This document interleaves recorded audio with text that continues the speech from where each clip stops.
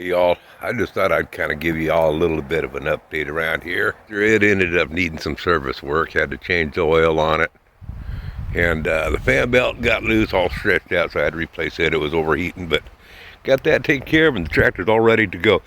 I am going to being that it's been so long since I did a oil change on this thing, I want to run it 2 weeks, and then I want to give it another oil change to try to make sure I get all the junk on out of it. I'm going to be getting back on the old timber frame over here, getting this done right away. That's one of the projects I got to finish up from last year. Oh man, we all know how I finish up projects though. And there's the garden. I got the tomatoes planted, and they're not doing too good. Been too cool on out, but they're still growing. I got some peas planted and some potatoes, but I got a whole lot. I got a whole lot more planned to do in the garden. So hey, with this nice weather we got coming next week, I'll be really busy. The purpose of this video is I thought I'd show a few things with the sawmill.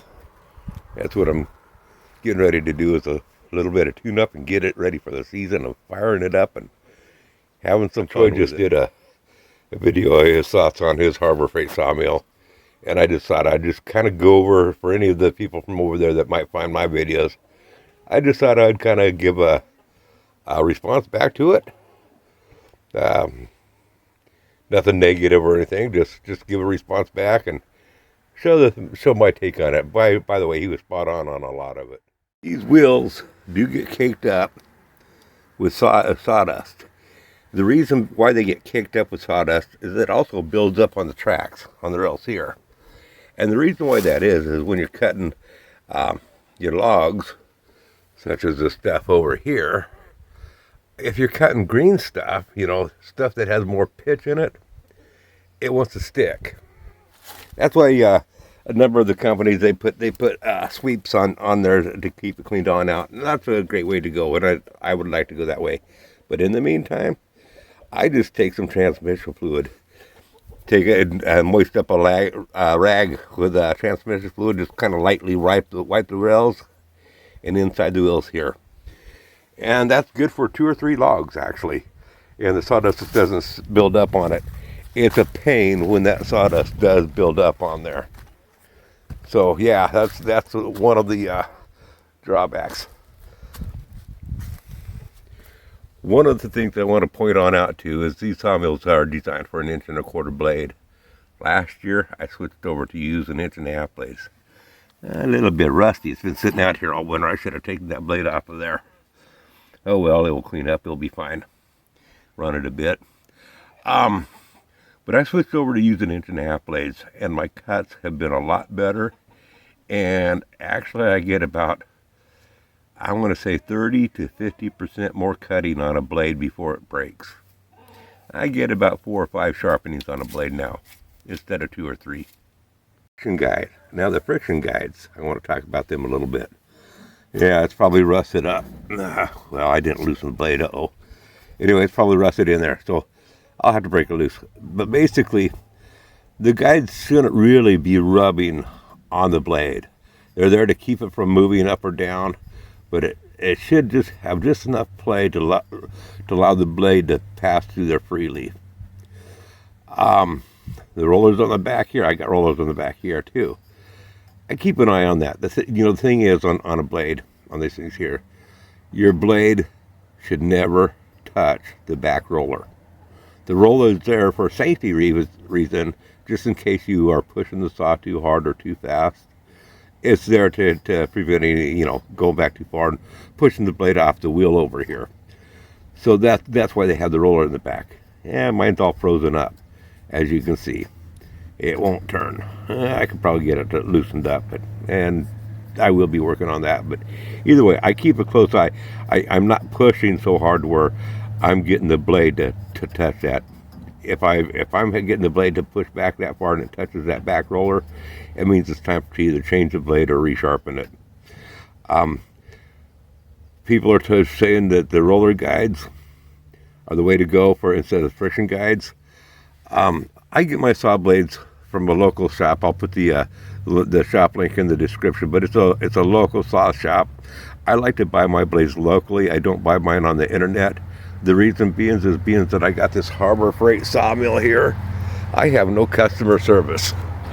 The only customer service that I get is from a local company that deals in saws of all kinds, sawmills of all kinds. And it's an industrial place. And so I get all sorts of information. If I need a blade tensioner set up to determine how much tension, they'll loan it to me and stuff like that. So if you got a saw company that sharpens blades and works on all types of machineries, the knowledge that you can get from them makes that $2 or $3 savings per blade that you get. It makes it well worth it, because then you got somebody to talk to when you need to talk to somebody about it. A nuisance. Girl, are you being a nuisance? Are you being a pain, huh? Huh, Peter? Are you being a pain? Yes, you're being... Oh, you're just demanding Daddy's attention, aren't you? Just demanding Daddy's attention. Yeah, your sister's over there. You see her. Waiting for her to get out of the car, aren't you? So yeah, try to shop locally. I get my blades locally. Well, I say locally. It's the next town over, down in Eugene, Oregon. But anyway, they told me, and I have to agree with them, I was going to buy the roller guides to put on here. And what they told me is, don't do it. The reason being is, especially in our wet climate, they're always rusting up like this roller guide here. They're always, and if they're rusting up, then you got a bigger problem. You might as well stay with the friction blocks. They're cheap. And by the way, I'm still on the original friction blocks. I haven't changed them on out. This sawmill is, 5 years old, 4 or 5 years old now. And it's still the original friction blocks. Haven't had a problem with that. Only problem that I've had to do is I've had to replace this belt here one time. And it's still fine. And I was able to go to a local auto parts store to get the belt for that. Now, the water supply. This is what I have. I replaced this here. The water supply, it's a little bit loose. The water supply that comes with these, it shoots straight on out, and you're constantly adjusting the water, because the water wants to, if you open it up too much, the water wants to just shoot right on over past the blade. So you got to adjust the valve down so it just barely dribbles on out, so it drops and hits the blade.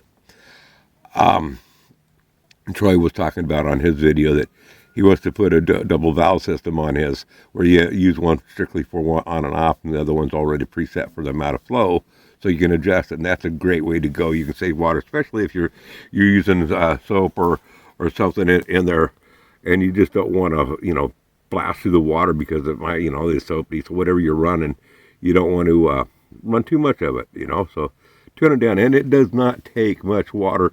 I get, this is a small water container that Troy was showing on his. It is small, but I get a couple of logs when I fill that on up and I have it dialed on in. I'll get a couple of logs out of that amount of water there, which is a little under a gallon.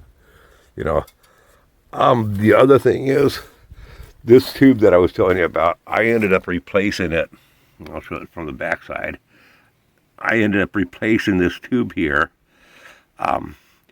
because it was so rigid and short. I couldn't get it to pull out long enough to bend it down on the blade to where it's pointing down here. As you can see, it's pointing down right at the blade now.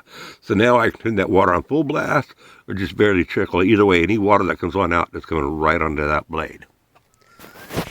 And on the Harbor Freights, Troy said he didn't have this on his, but he was saying that screw he showed that this pipe that is on his, it was really loose. Well, mine's a little bit loose, but it's not sliding in or out or nothing. It's solid that way. There's this nut right here. That nut, you tighten it in and it kind of presses up against the copper tubing and it kind of locks it so it doesn't move around that much. So if yours is moving around too much, tighten up that nut, or maybe it's not in there and you got to go get a nut and tighten that on in there and get it adjusted. He also pointed on out that on these These clamps they're cheap. This clamp on this side works great. This clamp on this side sucks. I quit using the clamps altogether. I don't use them anymore at all. I'm completely done with them. Like Troy says, I know how many cranks I'm going up and down with it. And like 4 to 5 turns is 1 inch. And then when I'm sawing, I'll have my left hand on the bar here, and I'll have my right hand up on here, and I'm holding this from turning. And I always crank it a full crank, one way or the other. You know, I mean, I very seldom will I saw with it up here or something like this here, because it's only like a 1/4 of an inch per crank, roughly, depending if you're at the top, if the sawmill's adjusted, pulled all the way up versus all the way down. It doesn't make no sense to me why it takes more, one more crank to get that 1 inch that when it's all the way up than it does all the way down, or vice versa. There is some difference on that, but it's very minute. But yeah, when I'm cutting, I keep my hand on here, only because the blade, the mill will never lift, even if this isn't clamped up. But the vibration, this here, I've caught it myself on video, where it'll slowly, if I'm not paying attention, it'll slowly rotate, and all of a sudden, whoop, and it'll drop, and and then your board's not perfectly flat cut. So I always just hold that. That's how I keep the sawmill from going up and down.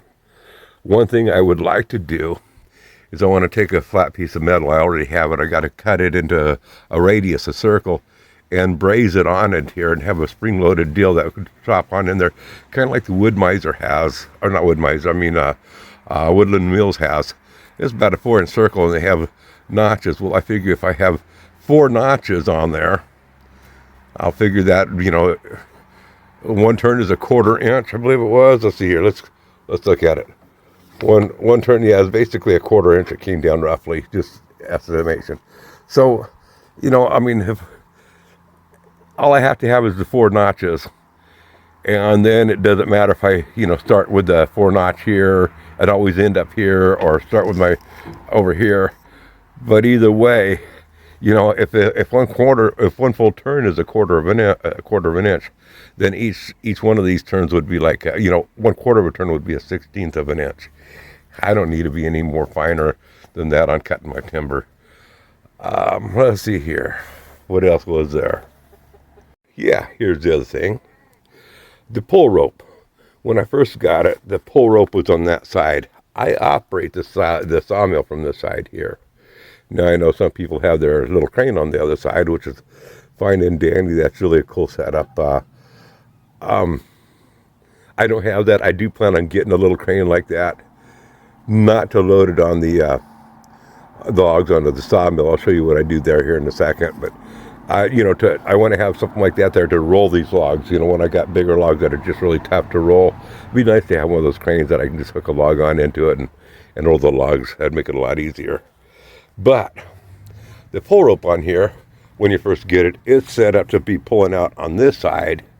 So you got to go all the way to that side to start it, and then come back over to this side to operate the sawmill. I have everything set up to where I can operate the sawmill all from this side. The only time I go to that side over there is to shovel the sawdust out of there that's blowing out of there. And I have plans for that. But you'll have to wait and see on that. I'm not even going to tell you what I got going for that. But all you have to do is pull these 3 screws. There's bolts. One here, and one down here. And you can rotate this to any direction that you want. You actually have extra bolts here, that you can use other settings, one here, one here. So you can make it just one, I could turn it, back 4 inches that way or 4 inches that way. It wouldn't matter. But now, I turn it on here, I flip the choke, and pull the rope, and I'm ready to go. So that makes it a lot nicer having this rope being able to start it from this side here. So that's my take on the pull rope. It just makes it easier to not have to walk around the sawmill and this and that. Okay, now what I've done For loading logs, as you can see, I got the logs here, a bunch of old white oak here, mainly white oak. That last one over there is a piece of maple that I got to get to cutting up on here real soon. And I got a piece of desired yew wood right over there on the other side of that sheetrock bench. Can't wait to cut into that, man. That's going to be a beautiful piece. Then I got a number of logs over there of yew wood, about 8-footers, 10-footers, something like that. Yeah, that's going to be fun. I can't wait to sink my blade into that. But anyway, what I have done, as you can see, I got a couple of logs just laying on the ground. I've known people that drilled some holes in the ground and set posts on in the ground and the round beams on top. Basically something to roll your logs onto. And once you have them on something like this here, these logs roll really easy. You know, I mean, they're not hard. Well, with that beam sitting on there and that log riding on it, it's but it rolls. They roll really easy. Trust me. So then I just have a couple of these 4x4s, and I just take one and drop it on there like that there, one on each side. That way it's really easy to take the logs and just roll them onto the sawmill. Really simple. So that's all I got to do is loading the logs on the sawmill. It's super simple. Turning the logs is the harder part. Then when I'm sawing the lumber, what I do, I got the bucket on the front of my tractor there, but I have these forks over here. No number of you already seen me using them and stuff.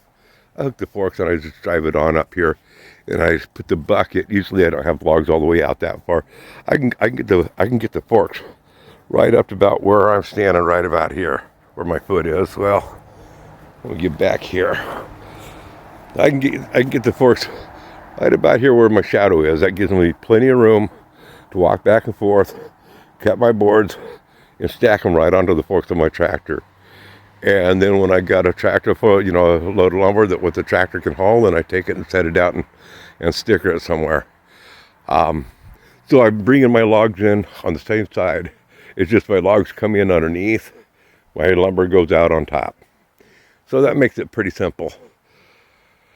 I will be this summer building a shed for this thing, to keep this underneath the weather and stuff. That's one of the things that I got to do if I can find the time, because I tell you what, the garden does take a lot of time for us. But anyway, that's where we're at. I thought I'd point out my cables are getting pretty rusty here. I'm sure they'll last until they'll last until they break, and then I'll have to replace the cable, but that's not a big deal.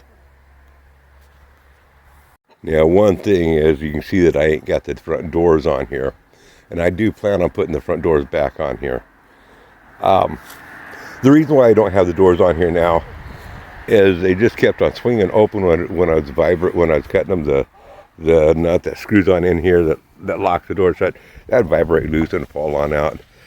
It's a really easy fix. I never did fix it, so I just said, screw it, took it off, and it's fine. But in order to collect the sawdust, you got to have that on there in order to collect the sawdust and blow it out the way that you want. Okay, the log clamps. Oh, somebody's shooting.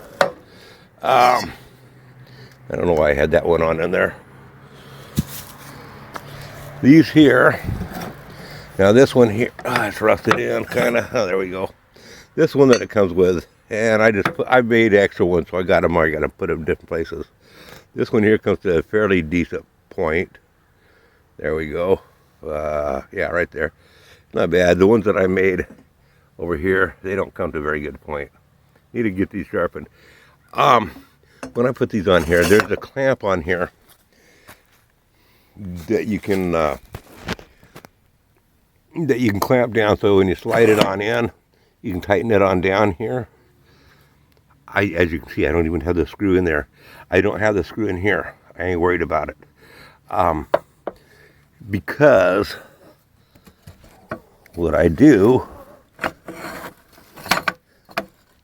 see, I'll take this here and I'll just shove it on there.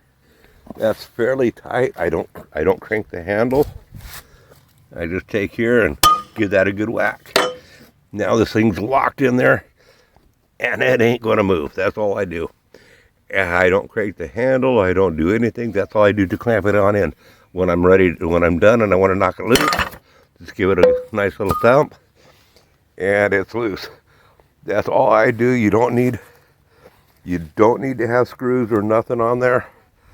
I will say this: if you're going to make your own of these, use galvanized pipe. I used on these here. This is gas pipe. That black gas pipe, and it's a little slicker, so when you give it a tap, to lock it on in on here, it doesn't bite as good as the galvanized pipe does. But as it gets rusty, it bites better and better as it's rusting on out, so that's a good deal. You also want this loose to be loose so it can get that lock in when you hit it, so it can bind in there, because that's what's locking it, is when you give it a good thump down here, it's binding it in place. So you want that to be loose, and it works pretty good for me. So any of y'all that are thinking about buying a sawmill, I hope this video is useful for you.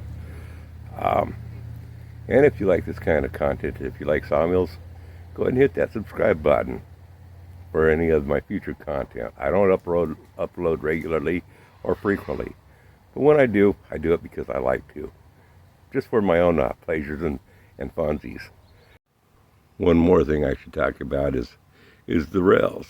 Now, I did make the rails myself, and Troy was absolutely right. The dimensions of the rails that you get with the sawmill is not a standard size that you can get at the iron place.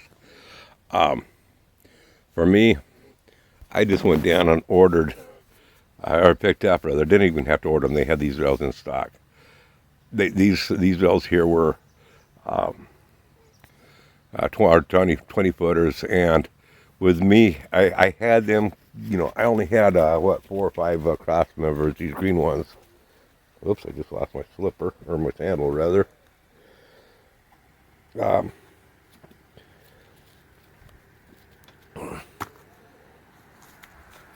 only had 4 or 5 of the green ones. Let's see here, 1, 2, 3. Only 3 of them? Huh, I thought I had at least 4. Apparently I only had 3 of these green ones. And I had the rest of these made up. And that was the most expensive part of it, was them cutting these bevels and stuff for me. I just welded everything together. But I made my own frame, and it was less with them cutting the steel. And you wouldn't have to do that. You wouldn't have to cut the steel. What you could do is instead, weld a couple of short pieces of ankle iron for cross spreaders, and you could cut and bolt instead of using steel here. You could drill a hole in and put a lag bolt from underneath and put 4x6s or something on in there for your cross bunks. Although I think the steel cross bunks is better because you're not going to have expansion and shrinking with the weather. Wood can be. When you use wood in this place where steel should be, you have to worry about moisture content. Is it going to swell up? And yes, you can get the stuff adjusted really good, and you can get it bolted in where it doesn't appear to be moving. But trust me, after a couple of years, you have that moisture freezing on the wood, or absorbing into the wood, and if it isn't allowed to expand, well, it will expand around everywhere it can but that spot. But then when it starts drying up in summer, late summer stuff, and everything's super dry, that wood will still shrink. So that even though it wasn't able to swell, it kept everything good and tight, it's still going to shrink on down. Now things are going to start getting loose. And the more that happens, it's going to rot out your wood quicker that way. So I like using steel, but sometimes you do what you got to do. But altogether, this 20-foot rail that I got here, the 2 20-footers, the cross members, and the welding rods was under $500 to make my own rail. And hey, I put the forks on the little tractor, come on over and picked up the whole thing and move it where I want.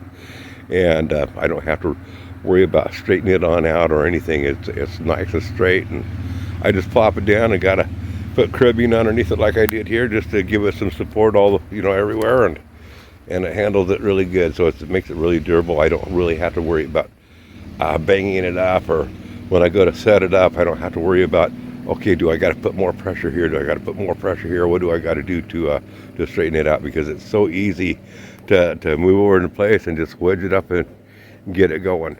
Well, I hope that was all useful to y'all. If you liked it, if you found it useful, give me a thumbs up. It really does help. And if you're into this type of content, you know, basically sawmill or woodwork, go ahead and give the channel a subscribe. Don't do it just because I asked. Do it only because you want to. Just remember, folks, if the girls don't find you handsome like me, they can find you handy like me. And if they don't find you handy like me, well, just pray that they find you. Y'all come back now, yeah. Bye! Alka-Seltzer, plop, plop, fizz, fizz, oh, what a relief it is. Plop, plop, fizz, fizz, oh, what a relief it is.